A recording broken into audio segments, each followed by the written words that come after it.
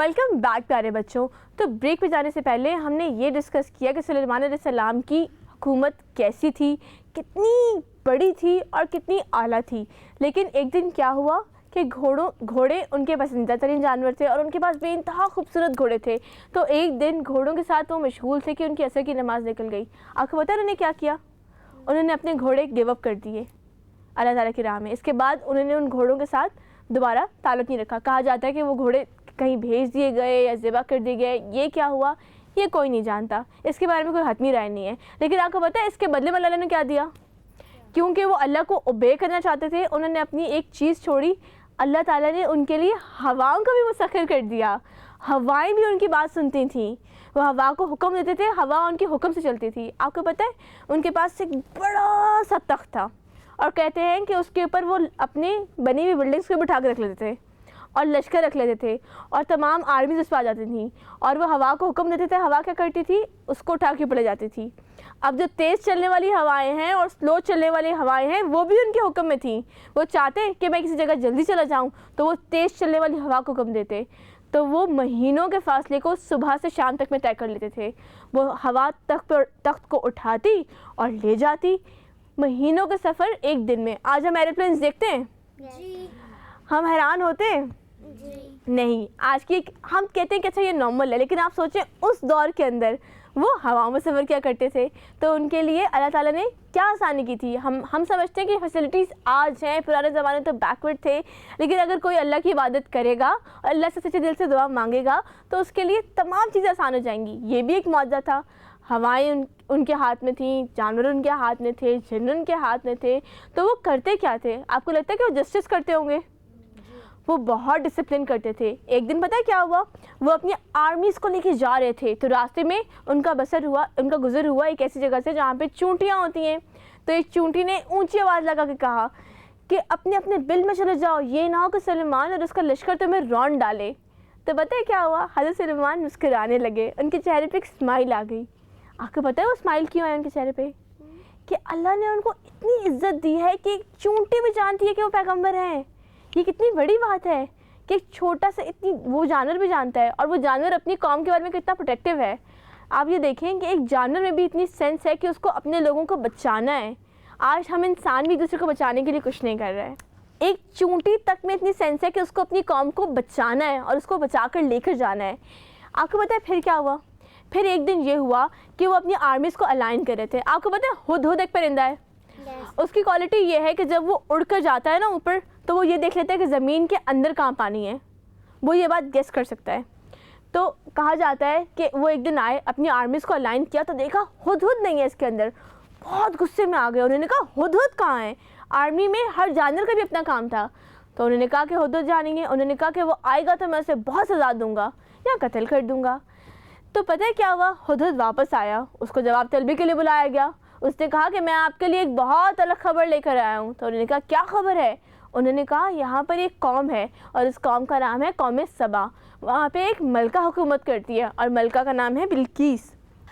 ہدہد نے کہا کہ وہاں پہ بلقیس نام کی ایک ملکہ ہے جو اپنے تخت پر راجمان ہے.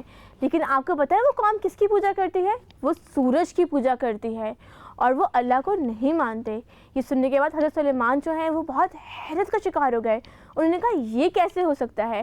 آپ کو پتہ ہے کہ ایک پیغمبر کا کام کیا ہوتا ہے؟ ایک پیغمبر کا کام یہ ہوتا ہے کہ وہ لوگوں کو اللہ کی طرف بلائے. تو انہوں نے کہا کہ ملکہ کو میرا پیغام دو اور جا کے اسے بولو کہ وہ مطیع ہو جائے, فرما بردار ہو جائے, وہ اللہ کے سامنے سبمٹ کر دیں. آپ کو پتہ ہے انہوں نے یہ پیغام کیسے پہنچایا؟ انہوں نے اپنا پیغام ہدہد کے ذریعے پہنچایا. ویری گڈ, شاباش. جی ہاں, وہی ہدہد جو غائب تھا اور جس نے خبر دی تھی, انہوں نے اپنا پیغام اسی کے ذریعے پہنچایا. انہوں نے ایک لیٹر لکھا, ملکہ کو اسلام کی طرف دعوت دی, اللہ تعالیٰ کی طرف آنے کی دعوت دی اور وہ خط بھجوا دیا. ہدہد نے کیا کیا؟ وہ وہاں گیا, اس نے جا کے وہ لیٹر ڈراپ کیا اور جلدی سے چھپ گیا. ملکہ نے وہ خط کھولا اور اس نے پڑھا. اس کے بعد پتہ ہے اس نے کیا کیا؟ اس نے میٹنگ کال کی. اس نے اپنے تمام مشورہ کرنے والے وزیروں کو بلایا. جیسے ایک پرنس ہوتا ہے, پرنسز ہوتی ہیں, تو یہاں پہ بھی ہمارے پاس وزیر ہوتے ہیں نا جو لوگ ہمیں مشورہ دیتے ہیں. اس نے کہا کہ مجھے سلیمان علیہ السلام نے یہ خط لکھا ہے اور اس میں یہ باتیں ہیں, تو اب ہمیں کیا کرنا چاہیے؟ تو آپ کو پتہ ہے انہوں نے کیا جواب دیا؟ ان کے ملک کے لوگ ملکہ سے بہت وفادار تھے. انہوں نے کہا کہ ہم جنگجو ہیں اور ہم لڑنا جانتے ہیں. لیکن آپ کو پتہ ہے جب کوئی قومیں کوئی بادشاہ کسی بھی ملک کو جب فتح کرتا ہے تو وہ وہاں کے لوگوں کو وہ قومیں کو تباہ کر دیتا ہے, ملک تباہ ہو جاتے ہیں اور وہاں کے عزت دار لوگوں کو ذلیل کر دیتے ہیں. آپ کو پتہ ہے کہ اس ملک میں عزت دار کون تھا؟ ملکہ ذلیل ہوتی نا, اگر وہ فتح ہو جاتا ملک تو بڑے لوگ ہی ذلیل ہو جاتے.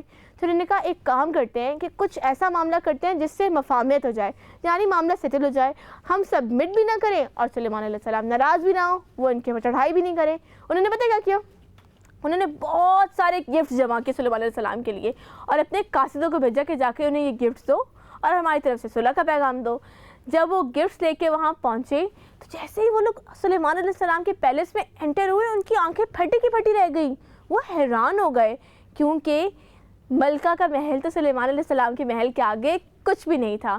کہا جاتا ہے کہ اس کا جو اس زمین کے اوپر سندل کی لکڑی تھی اور سونا تھا, جو زمین کا ووڈن پالن تھا وہ بھی اس سے بنا ہوا تھا.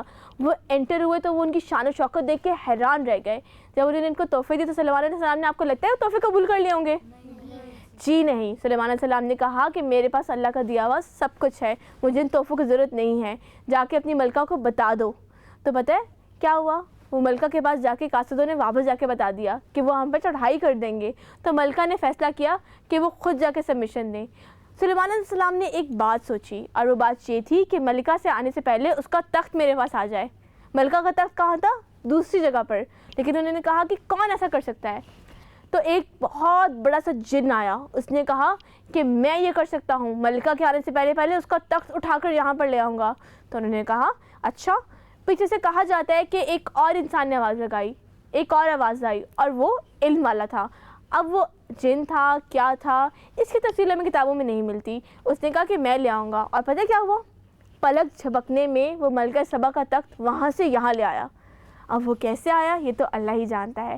اس کے بعد سلیمان علیہ السلام نے پتہ کیا کیا؟ انہوں نے کہا کہ اس کے تخت میں چینجز کر دو. اس کے تخت کے اوپر بہت سارے جول لگے ہوئے تھے, بہت ساری جیولری تھی, نگ تھے, بیشتر قیمتی موتی جواہرات تھے. انہوں نے کہا کہ اس کو اسمبل چینج کر دو, یعنی کہ کسی چیز کو آگے لگا دو, کسی چیز کو پیچھے لگا دو. وہ ملکہ کی ذہانت کا امتحان لینا چاہتے تھے کہ وہ اپنے تخت کو پہچانتے یا نہیں. ملکہ نے اپنے تخت کو پہچانا نہیں. یہ ہم جانیں گے ایک بریک کے بعد. تو پیارے بچے ہمارے ساتھ رہیے گا. Let's take a short break.